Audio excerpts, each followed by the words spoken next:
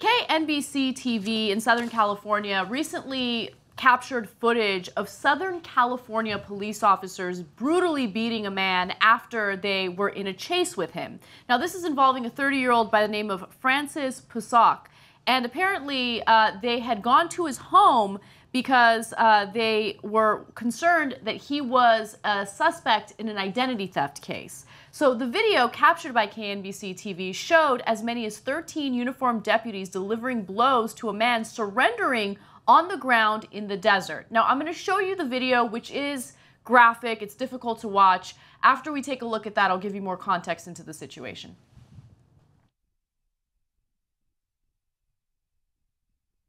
Ground and surrendering when this happened. You see a horse there. Apparently, he had gotten into a chase with the cops, and at one point, he gets out of the car and gets on a horse and uses the horse to get into the middle of some desert.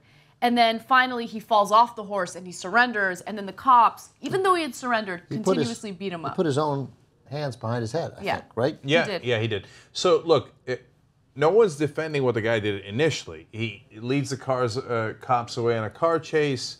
Wrong, right? He leaves the car behind, hops on a horse. What is he? What is it, Old Western? What are you? Where did the horse come from? I know, right? So, and he's like, well, I wish I saw that part of the video. Where it's kind of incredible. Yeah, where he's on the horse. He's like, 162 line, 162 line. He's running away from the cops.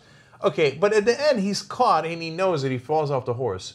And he clearly is in a surrender position, right? Puts his hand behind his back, not his head. Right? Yeah, and spread out, right?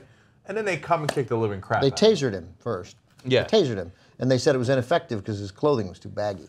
Yeah, sure. What a terrible excuse. Anyway, and then if you notice, there was a yellow object that one of the cops was using to smash his head. We believe that was a taser. Yeah. So you tase him, and then you use the taser to smash his head. And all those cops, like, did the ones that came in at the end and also kicked him in the head, and some kicked him in the groin, did you think that maybe he was not restrained? No, you knew he was restrained. They knew he was restrained, and in reality, think about where they were, the environment, right? Mm-hmm. There were no other people there, so the assumption was, all right, we get to do whatever we want. We don't have to worry about cameras now. Yeah. But here is this local news station with their helicopter just hanging out, and they're like, oh, police brutality, let's film this and use it for our newscast. Mm-hmm. And so that's the incredible thing. It's the behavior that they demonstrate when they think that they're not being recorded. I mean, we've seen some pretty terrible behavior when they are being recorded and they acknowledge it. But in this case, you know, Can we see the video again? Because I want to make one point specifically about one of the officers. Just run the video again. Like, there's a blow to the head there. And then a little later, another guy is going to come in and kick there. The head kick, I guess that's rerunning the first video. The kick to the head, I mean, you could file attempted murder charges. Like, kicking somebody in the head, you killed him. One blow. Yeah. One blow. With a kick to the head, dead. I mean, those are serious crimes being committed against that guy right there. Yeah, the BuzzFeed article says 3 more deputies run toward the man, describing the video in more context, with one quickly kicking the man in the head. That's right, yeah. So, to Ben's point, combining our points, you certainly didn't think you needed to kick him in the head to restrain him. He was clearly restrained. No one's more restrained. Right, and one kick to the head could kill you. So why are you doing that? Because you want to get it on the fun. Want to get on the fun, right? Right. Oh, so I keep beating the crap out of somebody. Oh, I almost missed it. Thank God I made it in time. And to go back to the North Charleston police officer, clearly what is shared here is the defiance of authority. Like what Walter Scott did by running out of the car first, and then when he caught him the first time, running away again. You didn't listen to me. Mm-hmm. And this guy got in a car and then a horse, and look, the cops were just trying to serve a warrant. You're supposed to come out, and he ran, so he made them mad. And this is the payback.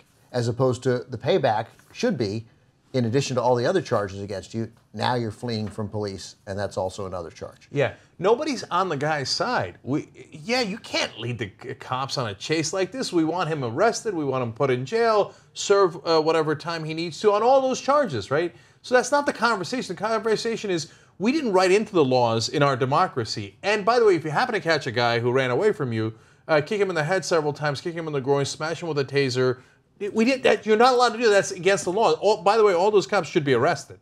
Right? I know in this country, cops are above the law. That's why they do things like that. And Ben's right. Number one crime in America is disrespecting a police officer. That's the thing that will get you in the biggest amount of trouble with the cops. It's not actually a crime, but to them, that's the worst crime in the world. And look, I've had my identity stolen a couple times, like I said. And if they ever caught the guy, which the cops never catch the guy. I mean, it's ironic. They only catch him if he's actually fleeing, right? So if you had to actually find who he is, it's almost nearly impossible. The cops laughed me out of headquarters. They're like, identity theft. We're never going to catch the guy. Get out of here. Don't even bother filing it. But if they caught the guy, I'd want charges that really screwed up my life in a lot of ways. I wouldn't want you to kick the crap out of him. That wouldn't make you feel any better. Right, it's not how you're supposed to do it. And finally, KMBC is reporting that the cops, to be fair to them, also had to get treatment. So they were also hurt. 2 deputies were also treated for dehydration. Oh. So they got thirsty as they were kicking the crap out of the guy. No, the incredible thing is the cops were like, yeah, the guy had to go to the hospital to get treated for injuries. The injuries are unknown. But for us, we suffered from dehydration. Don't say it. Don't say dehydration. I mean, how absurd is it? Oh man, we got parched out there in the desert. Oh man, well, they did use a lot of energy. Yeah. They weren't properly hydrated when they got into that beatdown.